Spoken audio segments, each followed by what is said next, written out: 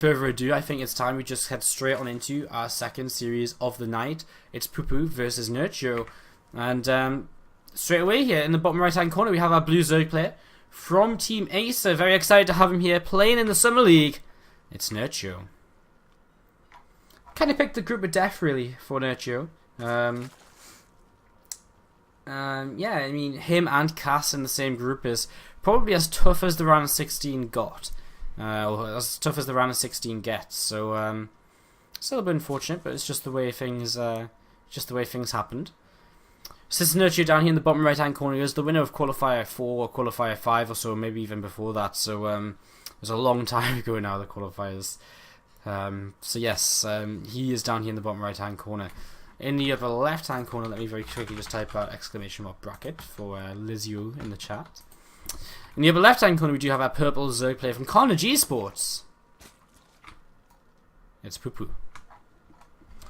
So PuPu here in the upper left hand corner playing for Carnage Esports just managed to scrape into the Summer League on points because he had some good runs in the qualifiers.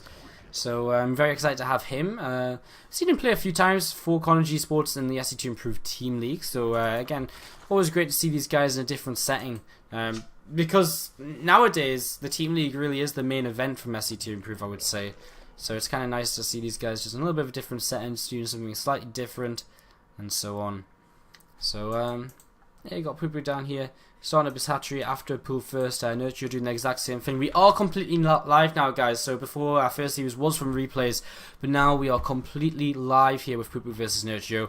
These two players are playing as we speak about them, or as you watch them, or as you listen to me speak about them, or however you wish to phrase it. PuPu with his first overload on the way in here. See that the hatchery timing is just the same as his own. Both players have taken gas at a pretty similar time as well. PuPu just about 16 gas or so behind, but that's nothing too major. Just two Zerglings are going to start coming out for him and heading across the map to see exactly what Nerchio is up to. And at the same time, Nerchio is doing the exact same thing. Again, just ever so slightly ahead in this Zergling timing. He just seems to be very, very slightly ahead on his build order, so not much of a difference here. Mirrored builds up until now, and I guess the biggest difference so far is that Nerchio decides to make another overlord now, whereas PuPu makes, well, actually I guess literally this is just an indicator of how far behind PuPu is in his build. He's what, like 15-ish seconds behind already. Same number of drones, still doing the same kind of thing. So yeah, PuPu is actually getting a little bit behind in his build, which is not so great. He's going to get into the main base here and scout, which is what Nerchio had the opportunity to do there, but said, I would actually rather keep my Zerglings alive. PuPu will actually get straight into this mineral line though, and he will see everything.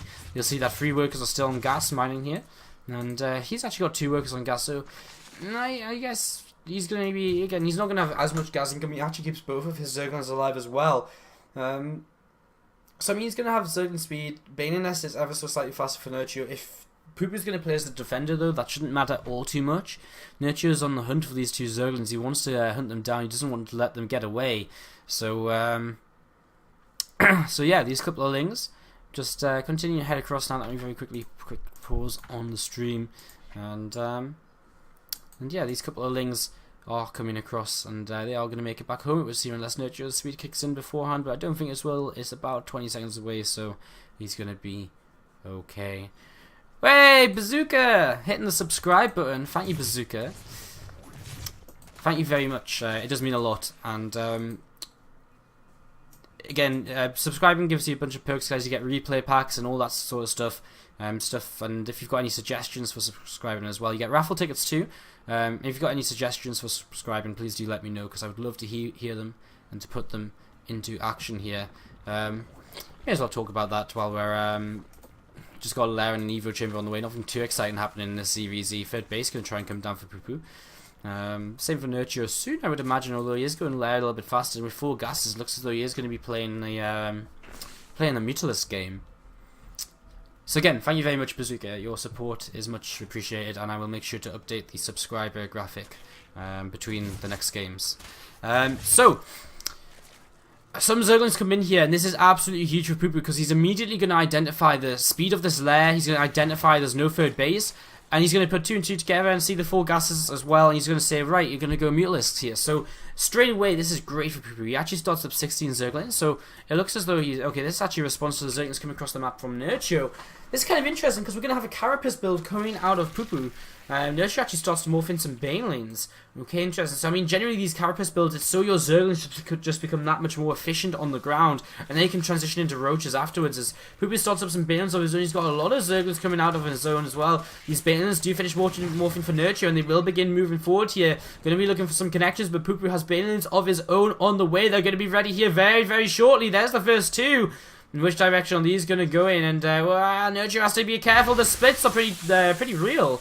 In fact, as we're looking for a way to try and see... okay, it looks as though PuPu's done it. He looks as though he's actually going to take down all them Banelings. Some nice target find with the Queens from behind. And he's going to keep his third base alive, which is great for him. Now, however, behind this, Nerchio has actually established a 9-worker lead. Now's the time where really PuPu should be saying, let's drone up while I'm on the attack, while I'm on the offensive. So, yeah, PuPu's going to come across the map here, and a couple of Banelings on the way for Nerchio. Not too many, just a couple. Okay, there's 2 more as well. So 4 Banelings, it's enough to turn this around. PuPu's actually got some Banelings of his own still, so he's going to keep coming forward with these. But it's going to be a 4 for 2. 2 for 3, so takes a lot of the zest out of PuPu's attack here, and now 2 Zerglings will be traded for just that 1 Baneling. So good trade so far by Nerchio here, as PuPu looks for a way in, but just won't find it against these Banelings. Nerchio even cancels a couple of Banelings. 5 Mutalisks on the way right now, and these 5 Mutas, I mean, where's the anti-air for our Zerg player? I think we're going to see a Hydra Den come down here immediately from PuPu, unless we see an Infestation Pit, which is a possibility. He needs something to be able to deal with these Mutalisks, though, and that's the main point I'm trying to make here. He's got a Spore Crawl in position in the mineral lines, but he does definitely need something to deal with this. And well, Carapace is going to save him a little bit here. Mutas are starting to pick away at Overlords, as now some Zerglings are going to try and get to the third base, but they don't make it very far, really. And they probably would have been better to just continue to pick off a couple of drones than going down. So yeah, PuPu just sitting back and waiting between the third and the natural with this group of units. His Infestation Pit now on the way. Going to keep killing it into melee attacks, so looks as though he's going to be playing a Ling heavy style, and Ling Infestor, I would imagine. As Nerchio's still sticking to his Mutas style, but he's not overcommitting to Mutas at all. 6 Mutas, and he's already starting up Roach upgrades. So he really is going to be transitioning out of this very, very shortly. So 3 Banelings on the way in for Nerchio, and yeah, I mean, sorry, 3 Banelings on the way in for Nerchio. I mean, they're not going to be too useful at all. They're just being used defensively right now. Baneling speed coming in as well, so it looks as though he wants to kind of play a Roach Baneling style. Can be very effective against, say, if PuPu had decided to go Roach Hydra, because the addition of the Banelings can crash up against them Hydralisks, and then all of a sudden the DPS is gone, and you've got, you know, your own Roaches to go up against the Roaches of your opponent. Against what I assume is going to be Ling Infestor, I don't really like the Banelings because, you know, obviously the fungal growths can lock down the Banelings, and once the Banelings are locked down, they're not going to roll forward into the army. They're just going to die off here. PuPu takes a big risk there to try and squeeze past them Banelings, and he gets past, and now he's into the main base. So PuPu on the attack here and trying to get some damage. He sees the Roaches from his opponent. Excuse me. At the same time, he's in the natural trying to do, the third base trying to do some damage. And the main base, he's continuing to do a little bit more, maybe. He wasted a lot of Banelings there, if nothing else. How many workers did he get down? Well, not too many at all. Wow, PuPu is actually really hurting here. I mean, he's just thrown away a ton of Lings. Wow, he's just really been that far behind on economy. I mean, he's 35 supply down right now. The resources lost is even. I guess he's got 1-1, and I guess he's invested in a lot more tech, I guess. 5 Infestors? I don't know. I'm not actually all too sure. I think PuPu may have just been behind in the work account for so long, and now he's actually going to kind of struggle to hold on, because this attack is huge coming across the map. 5 Infestors are just over halfway done. I mean, Pathogen Glands is finished, so I mean, he's going to have fungal growth, but for what? I mean, he's going to be able to fungal these units and have nothing to back it up, so he loses his Evo Chamber here. As Roaches turn around, they're going to start picking away at this. Infestor goes down without landing a fungal, and that's not the best way to start things off when you're already in a bit of a troublesome position. And just dancing between these bases, Nerchio looking for a way to maybe just end the game right now. He's still up in the supply. 8 Roaches on the way here for PuPu in production, but Nerchio's just completely outnumbering his opponent right now. Gets supply blocked very slightly there for a couple of moments. A big fungal growth comes down. Mutas are chasing down these Infestors though. PuPu coming in from 2 different angles, and he's gonna maybe be able to clean this up just about. These Mutas still in the sky. There's enough Queens to be able to deal with them.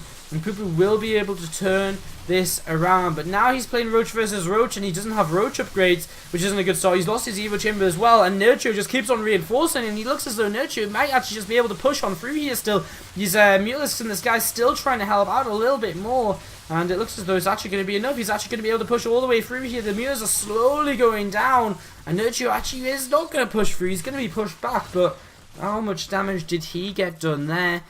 Well, now he's actually at a 13 worker lead. He's got a +1 lead. He's got 2-2 on the late way as well for his Roaches. So Nerchio is taking every possible advantage right now in this game.